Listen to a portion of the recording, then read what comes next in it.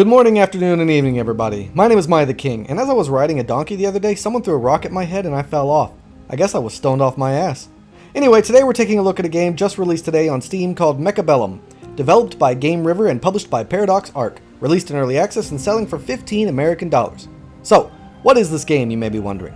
Well, it's a strategy simulation auto-battler kind of game. You play as a random commander of a random army of mechanical troops and duke it out with other players in these large-scale PvP battles. You can customize and level up your individual units, and then you strategically place them on the battlefield and watch them go. That's pretty much it. Ever play that old Magic the Gathering card game on the PC way back in the day where you positioned your troops before the timer went off and then watch them march forward until they ran into another enemy unit, then see who'd win? That's basically the premise of this game. And yeah, that's all I got for the overall description. So now, as always, we'll go into the good and the bad, followed by my recommendations at the end. Up first, the positives. So the very first positive I have here is the graphics. The look and overall feel of the game, it's really nice. There's great attention to detail here. The color contrasts are all perfect. The lighting and blooming are all here and done very well. The colors work well together, and you can clearly tell them apart from each other. And despite a lot of craziness going on in the battle, you can still pinpoint all the little specifics happening around the battlefield, which is really nice. Okay, well, not all the little specifics, but most of them, which is good enough. It works perfectly for this, and it's pleasant on the eyes all around, especially if you like the super sci-fi lights and colors and lasers flashing around and stuff like I do.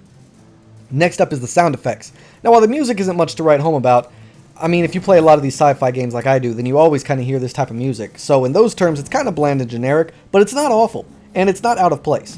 It comes and goes as necessary, isn't messed up with the volumes, and doesn't just randomly cut in or out either. As for the sound effects, they're pretty damn perfect. They sound right, and I mean, even though you don't know what a hypersonic laser blast from a giant robot sounds like, you're still going to think that it sounds right when it's coming from this game. Next up is the gameplay.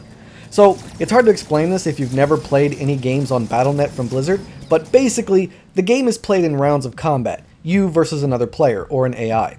You each have your own little battlefield, and each round you get a set amount of credits. You can use these credits to do whatever you want, almost, and with each round you get more credits, more bonuses, and more things unlocked, so the battles always end up being and becoming pretty epic. But you can use your credits to plan airstrikes, call in orbital shields, call in new troops, place defenses, you can upgrade troops with them, and I'm sure there might be a few things that I'm missing, but that's plenty to give you the overall idea here. And then the round starts, and you and your opponent pit your two strategies against each other to see who comes out on top. Each round is concluded when you or your opponent lose all of your troops, and a tally is taken of points from the winner's surviving units.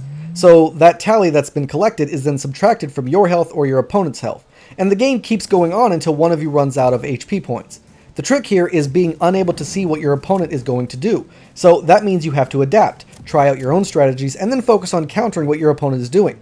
But you can never predict what your opponent is going to do, and because of that, it makes the game even more interesting and each match interesting the longer you play, as you each are trying to counter each other's strategy over and over again.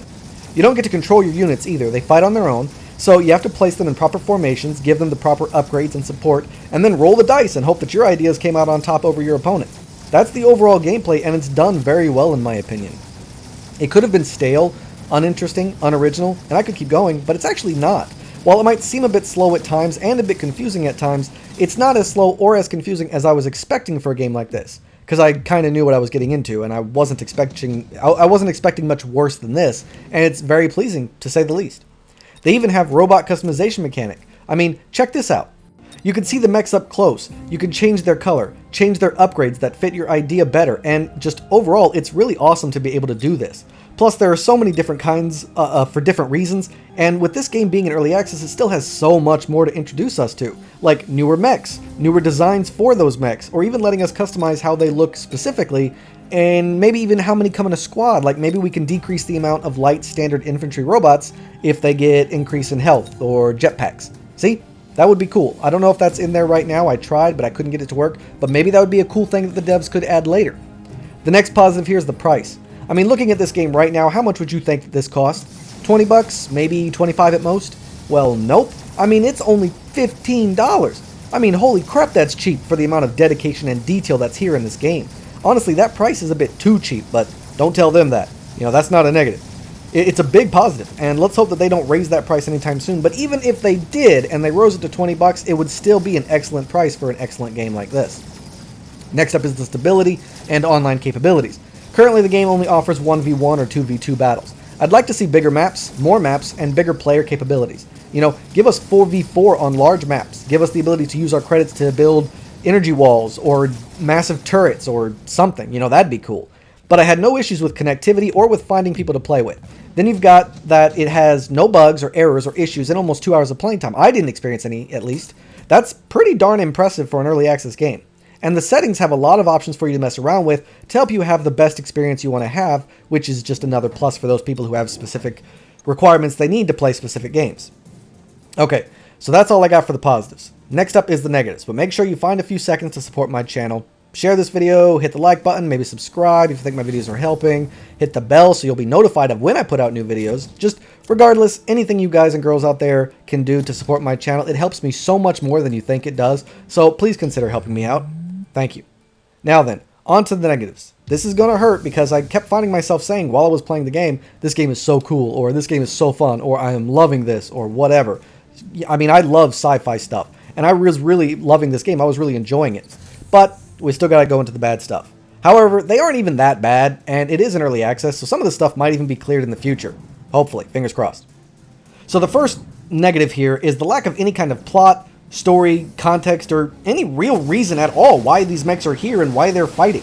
Now, considering that this is meant to be an online PvP simulator experience, that's not too harsh, but maybe a single-player campaign mode with branching paths, more unit customization would have been nice, maybe eventually give us like an alien race of mechs or something. I mean, are we on Earth? Are we on an alien planet? I don't know.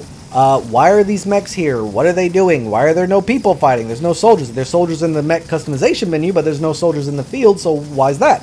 So, you know, just more context of what we're doing here. And, you know, I know it's meant to be an online PvP game, and they don't need to have story for that kind of game, but just a little bit of context would be nice. You know, why the robots? What time is it? You know, stuff like that would be nice.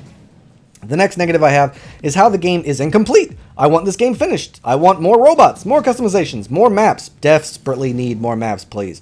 Larger battles with more players. So finish the game. Give us more. Make it epic. I mean, come on, guys. This game is already pretty epic right now, but it's so good that all I can see is all the things that it's missing. Does that make any sense? Just finish it. Give me more. I want more. Give me more. So yeah, those are my only two negatives, really. I was trying really hard to think of anything else, but these are literally the only two things I could think of to say negatively about this game. So, I mean, look, if you jump into this game without reading the Steam store page and you were expecting a heavy story-driven narrative, then that's your own fault, as it's clearly not labeled as such. So, I went into this expecting exactly what I got, and I was not disappointed. My recommendation? Buy it. Give it a chance. Play that tutorial too. While it may not be the best tutorial, it's simple enough, quick enough, and overall easy enough to understand, get through quickly, and then jump right into the action, which was really nice, by the way. I think this game is definitely worth our time and our money, and I think anyone even remotely interested in this game should give it a solid try. This is how early access games should be released. This is why I'm harsh, or why I seem harsh, on other early access games, because these ones release with minimal to no bugs, decent cohesion with graphics and sound, and a fun, engaging gameplay component right off the bat. This is how early access games are supposed to be done. We're not supposed to be testing your games for you. We're not supposed to be paying you to test out your games, okay? We're supposed to be paying you to support you. Give us a good game in return. This is how it's supposed to be done. All right, everybody? So that's all the time I got for this video. Thanks so much to everybody who tuned in to watch. Don't forget to like and subscribe. And if you have any questions or concerns, please let me know in the comments down below. I can't wait to see you all again on my next adventure. And until then, I bid you all farewell.